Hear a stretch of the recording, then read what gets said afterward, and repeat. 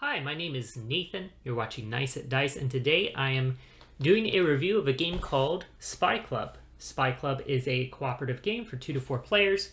It's kind of takes its inspiration from classic books like Harriet the Spy, Encyclopedia Brown, any of those kinds of like kid detective type of stories. And basically, you are working together to solve some sort of mystery. The game has even a campaign mode that allows you to play through 5 mysteries in a row and sort of unlock different story elements and game elements as you go. Your first thought may be that this would be some sort of deduction game, maybe like Clue, where you're trying to deduce what cards have already been tucked away or something to that effect. It's not. It's really a card game that revolves around managing the cards in your hand and trying to build sets of matching cards in order to solve this case. I'm going to show you how the game works, and then we'll come back here and I'll give you my thoughts on it. So the object of the game is to solve a mystery by solving 5 different aspects of that mystery. And those 5 different aspects are shown on the main board in the middle here.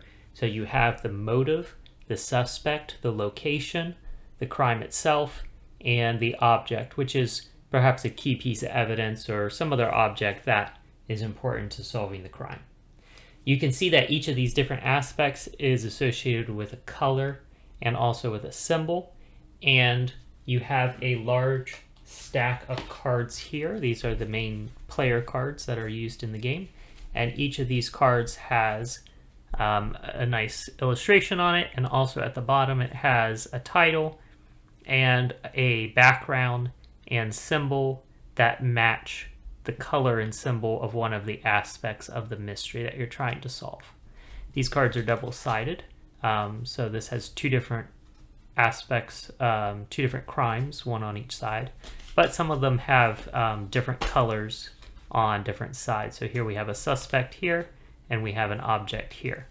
So the deck of cards is much like that. How you solve an aspect of the crime is by lining up 5 cards here in these 5 slots that all match that aspect. So putting, for example, 3 red cards here for the motive would let you solve the motive of the mystery. So how do you do that? I'll get to that in a moment. It is important to know that the object of the game is to try and complete all 5 of these aspects, solve all 5 of these aspects before one of 3 things happens. First of all, you have this marker here on this little track, and this is tracking basically how far along the suspect is towards escaping. So if they get all the way to the end of the track, the suspect has escaped and the game ends. This deck here represents the movement of the suspect and how much time has passed. So if you get to the bottom of this deck, you have run out of time to solve the mystery, and the game ends. These tokens over here with these little light bulbs on them are called ideas, and they will get removed from this supply over the course of the game. If you ever have no ideas in the supply, and you would have to remove more ideas from the supply, then the game also ends. So there's basically those 4 ways that the game can end. This can get to the end of the track, this deck can be depleted, these can be depleted, or you can solve all 5 aspects of the mystery. So, what do you actually do on your turn? Well, you have over here basically the setup for one player. They have this little board with 4 alternately sometimes just 3 slots depending on the number of players. So 3 or 4 slots for clues. So that's what these cards are, clue cards. And they start out with 4 clue cards here. This is called the player's hand. So you don't actually hold these in your hand, but anytime you read about cards in your hand, that's what this is talking about. You also have this character card, which has space that you can label the character with a name. And there's a few different ones of these with different illustrations on them. But it's mostly cosmetic. So you have that. You start out with 1 idea. You have this token here, which looks like a magnifying glass. This is called your focus token. It starts out on the what to the player would be the rightmost position of their hand. And then you have this little guy, which is the suspect, and he starts out above the leftmost card of the first player. And each player would have a setup similar to this, except there's only one of these that moves around between the players as the game progresses. So on your turn, you can take 3 actions, then you're going to refill cards, and then you're going to move the suspect. So some of the actions you can take, for example, you can investigate, which just means flipping over as many of these cards in your hand as you want, so you can see what they are on the other side.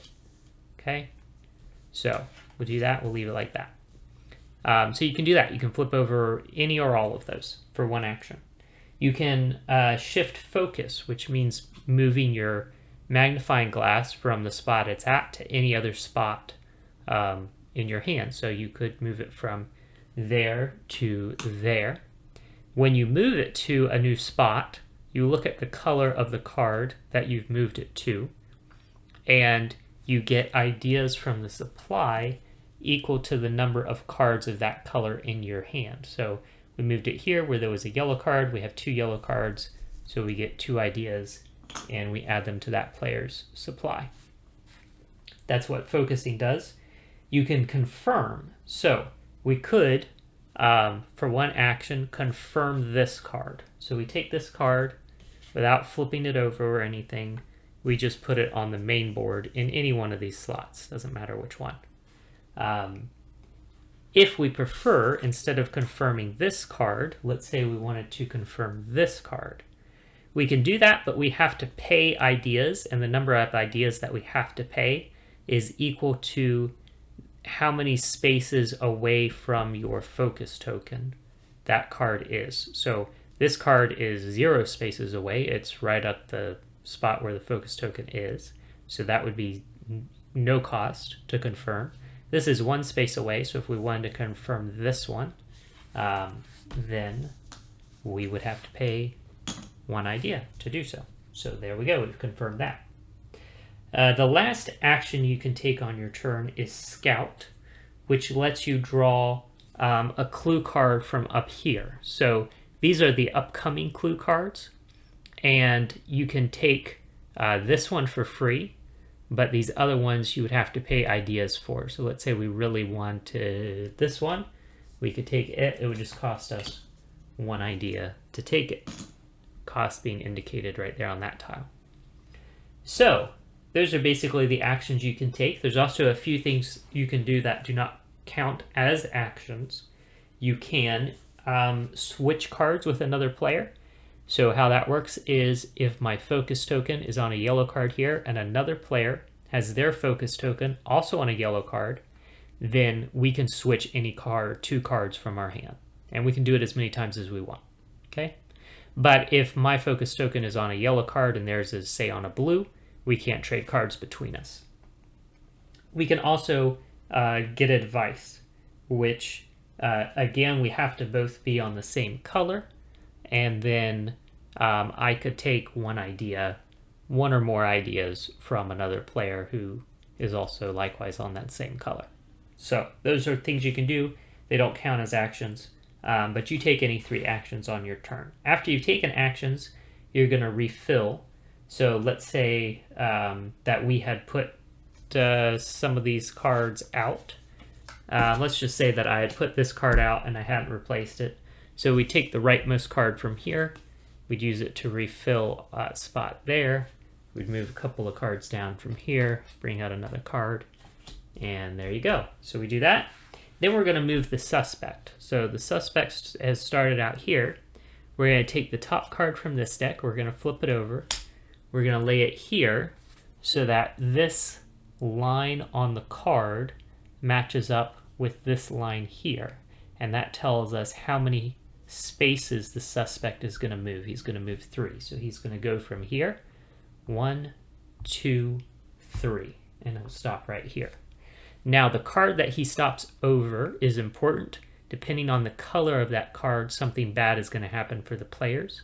So in the case of yellow, we see over here on the main board, it reminds us, remove ideas equal to the number of solved aspects. So we would remove ideas from the supply equal to the number of solved aspects. If this is the beginning of the game, we haven't solved any aspects yet. That's none, so we didn't lose any. But you can see that there's, as the game progresses, that will be progressively worse. And the other colors do different things. If you land on red, or if the suspect lands on red, then you flip all the cards in all the players' hands. If they land on purple, you remove 3 ideas from the supply. Green has you advance this marker by 1. Blue has you discard these 2 incoming cards, and then you would replace them. So that's what the different colors do. This is a gray card. It's called a distraction. It doesn't count as a clue. And if the suspect lands on a gray card, they do nothing. The suspect is distracted, and they're not causing any mischief. Now, as you can see, when you bring out the next card here, it's going to line up with a different number. So this is giving you a preview of what the next movement could be. It could be either a 2, a 3, or a 3. But then when the next card comes out, it'll line up with one of those and tell you for sure which one he's going to do. He's going to move 3 next time. Then you'll bring out another one, and this time he's only moving 1. And then you'll bring out another one.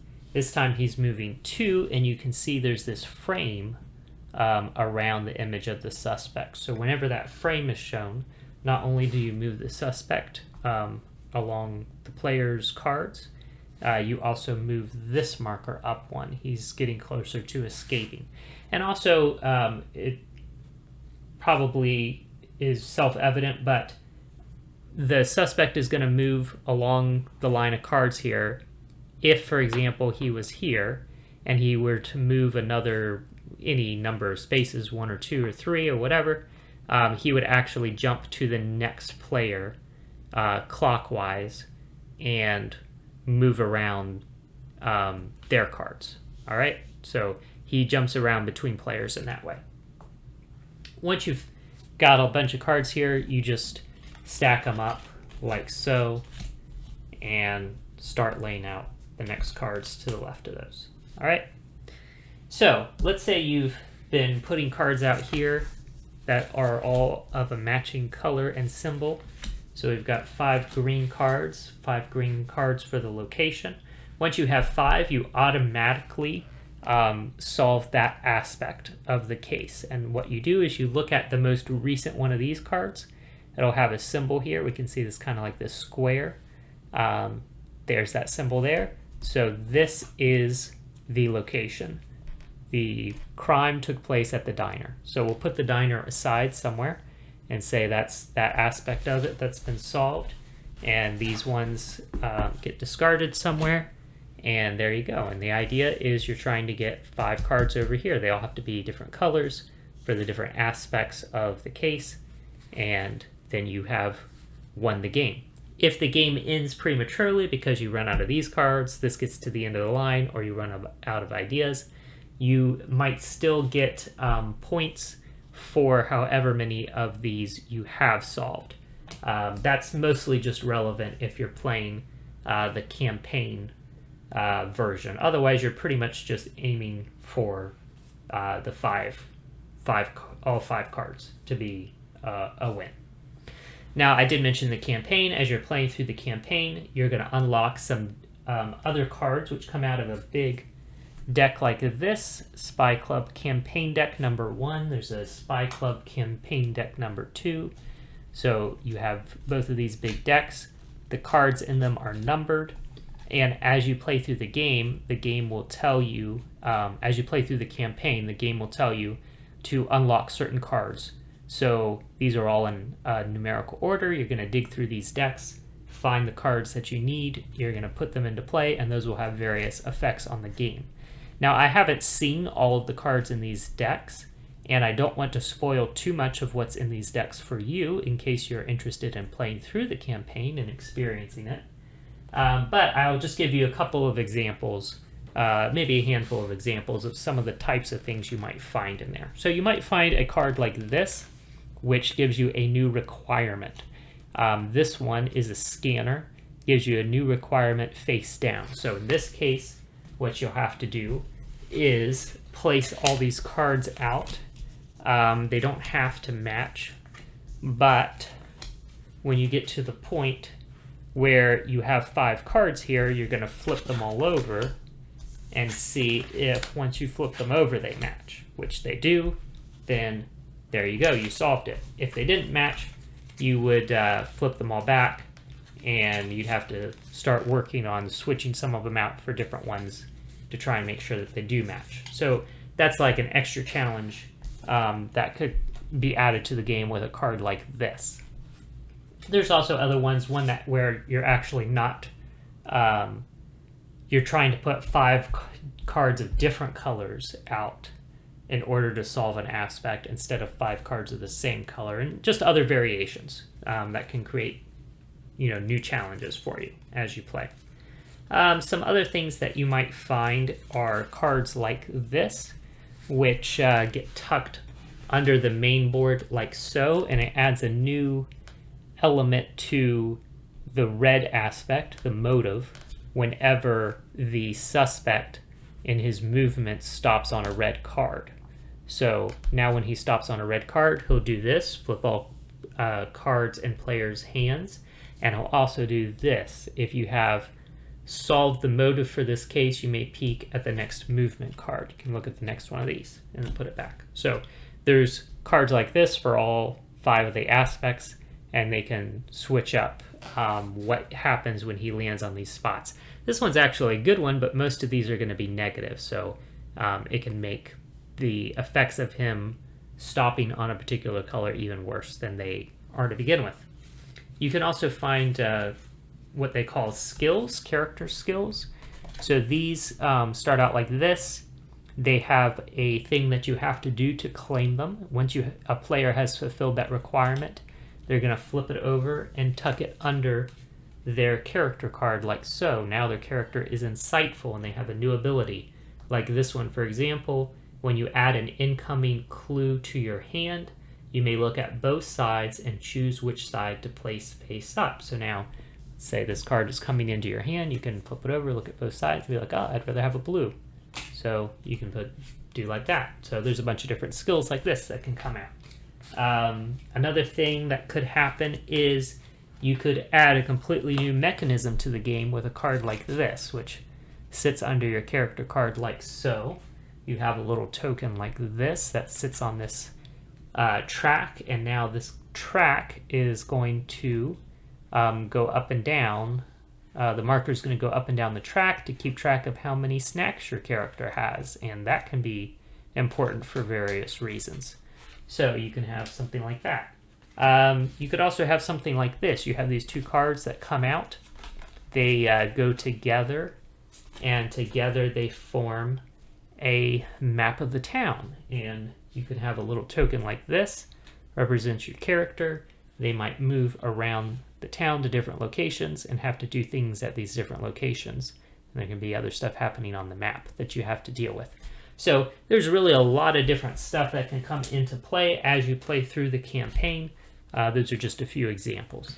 So hopefully that gives you a pretty good idea of how the game works. Now, as to my thoughts on it, well, first of all, I'd like to say that I really appreciate the theme. I like that it's a, it's a mystery story, but it's like this kids' detective club kind of thing. Kids running around solving these like small-time mysteries. It reminds me a lot of the Encyclopedia Brown stories, and to a lesser extent, things like Hardy Boys or Nancy Drew, which I read a lot of as a kid. So I appreciate that, and I appreciate that it's different than what's common on the market for board games. So I like that. Now, I also like the artwork. I think the artwork is fantastic. It works very well with the theme. I like all the different illustrations of the kids. I just showed you one, but there's, I think, 6 of them. They're all very, they're varied, different kids, different ethnicities, boys and girls of a variety of ages, all kind of around that, maybe 10 to 13 sort of age range, but nice variety in the kids and just in the illustrations in general. So I like all of that. I like the production quality of the game.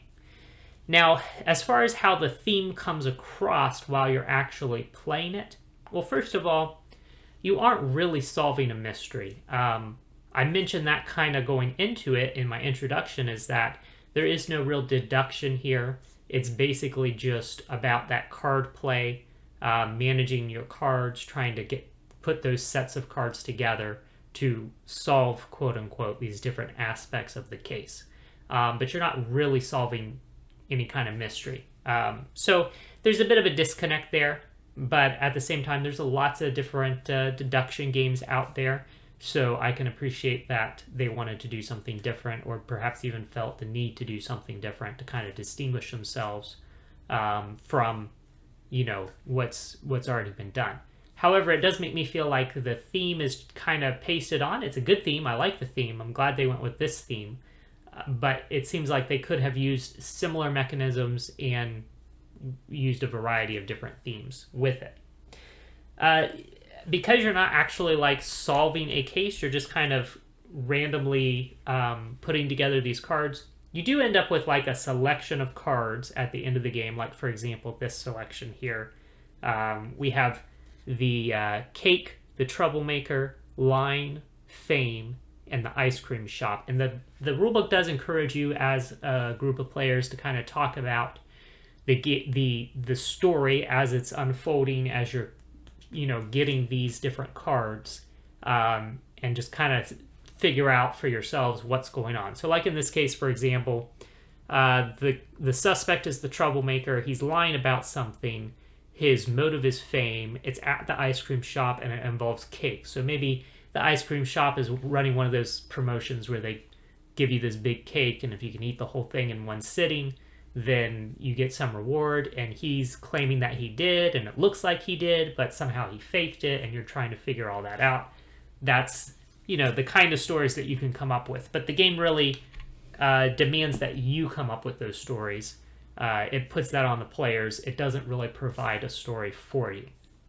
Now, there are some more story elements that come out as you work your way through the campaign deck, but again, they're rather light. The stuff that comes out of the campaign deck is more about adding new mechanisms to the game, and it doesn't really create any sort of cohesive story as you play through the campaign. Another thing about the campaign is that the campaign it's this huge deck of cards, and I played through one campaign of it. I played a number of just, once-off games, and then I played through the campaign once, and I only touched a fraction of these cards. So there is a lot more campaign material that you could experience than what you will get out of just one playthrough of the campaign. There's no reason you can't play through the campaign multiple times. There is no real set storyline for the campaign, so every time you play through it, you can get a different experience. You can unlock different cards from the campaign deck. I think there's a couple of things to be said about that. One is I do like that there is this big variety here. That is nice. So every time you play through the campaign, you're going to get a different experience. So that's kind of cool. But also just the way the campaign works is there is no cohesive story to it. And I'm sort of accustomed to board games that offer me a campaign to have some sort of sequence of scenarios that I'm playing through that provides some kind of narrative, some sort of cohesive narrative, and that really doesn't exist here. So that was a bit of a letdown, but kind of par for the course with the whole game, in that the game overall feels like, while the theme is cool, the theme is largely disconnected from the actual mechanisms and experience of playing the game.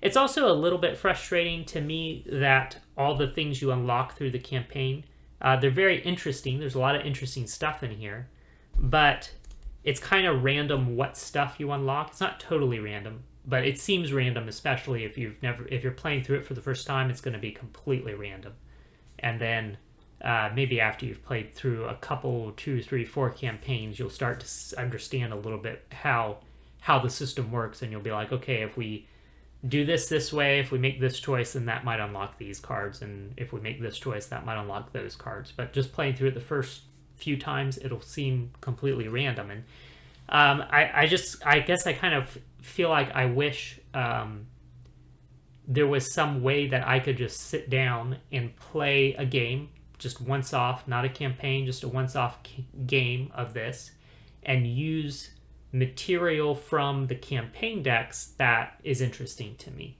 you know, because some of it is really interesting, some of it not so much. And you know, it'd be interesting if there were if it was kind of like split up into modules somehow, where you could be like, all right, I'll throw in like 5 positive modules, you know, 5 things that are going to help me out, and I'll throw in 7 negative modules, and then that'll kind of balance the game out so that it's like a little more challenging because I'm putting in a little more of the negative modules, but at the same time I get to play around with some of the cool things that you unlock that make you more effective, and I don't know, something like that. But there's no way to do that really. I mean, you can maybe figure out something, but the game doesn't provide any way to do that. So yeah, so I feel like the campaign is both good and bad. It's like there's a lot of interesting material here, but I will only ever see a fraction of it, and what I see will be completely random, and so I find that a little disappointing. Another thing that I should probably say, I mentioned briefly about difficulty, and one thing that's a little off-putting about the game is that it's surprisingly difficult for the theme. And again, this is just one more way that I feel like there's a big disconnect between the theme and the actual mechanisms. It's not a super hard cooperative game. It's definitely winnable, but just with the theme, I expected this to be like a family game, something you would maybe sit down with your kids and play. And I'm thinking the rules are simple enough that I think kids could understand the basic concepts of what they're doing. But the game is challenging enough that I think it would be frustrating to a lot of kids. So again, just kind of a weird disconnect where I feel like, you know, like my sister and I were both adults. We played it together. That's how I played it. But I'm just imagining playing it with kids, and I'm like, I don't know that kids would get into this. I mean, I think they would appreciate the theme, but I think they get frustrated with the difficulty. So that's just kind of a bit of a weird disconnect too. So overall, I think my impressions of Spy Club is that it's a really cool theme. The mechanisms are interesting, especially some of the stuff that comes out of the campaign deck is really interesting. But overall, there's a pretty strong disconnect between the theme and the rest of the game. I don't feel like I am kid spies.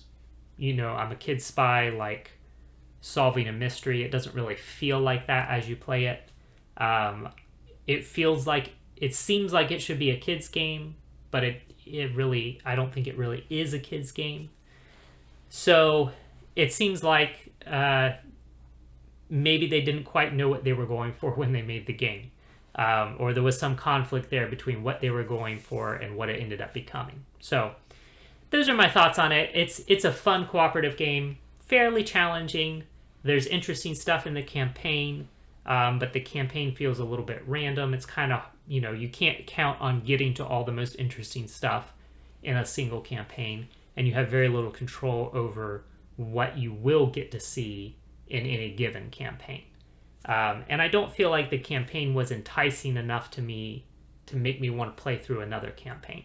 So that's my overall impressions of it. It's a decent game. It's interesting card play, interesting mechanisms there. I do like the theme, but I wish the theme was a bigger part of the game and better implemented with the rest of the game. So those are my thoughts on Spy Club. Again, my name is Nathan. You're watching Nice at Dice. Thank you so much for watching, and you enjoy the rest of your day.